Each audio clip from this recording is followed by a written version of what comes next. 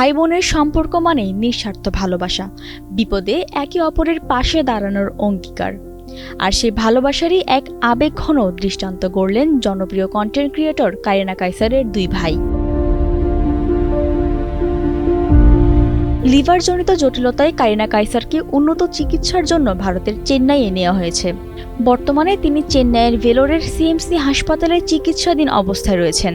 আর liver donor হিসেবে তার পাশে রয়েছেন তার দুই ভাই মোস্তফা হামিদ ও সাদাত হামিদ। বর্তমানে এমন ঘটনা চোখে পড়াই দুষ্কর। দুই ভাইয়ের তাদের বোনের প্রতি এমন ভালোবাসা সত্যি অবাক করার বিষয়। চিকিৎসার পুরো সময় জুড়েই কারিনার সঙ্গে আছেন তার মা রূপা কাইসারও। এদিকে লিভার ট্রান্সপ্ল্যান্টের প্রস্তুতিও এগিয়ে চলছে। পরিবারের পক্ষ থেকে জানানো হয়েছে কারিনার দুই ভাইয়ের রক্ত পরীক্ষা করা হয়েছে এবং তাদের মধ্যে একজন লিভার ডোনেট করবেন।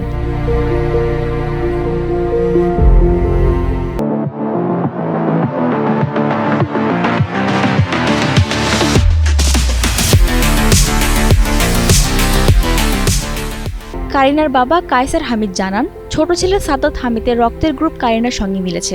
যদিও দুই ভাইয়েরই সব ধরনের প্রয়োজনীয় মেডিকেল পরীক্ষা সম্পন্ন করা হয়েছে।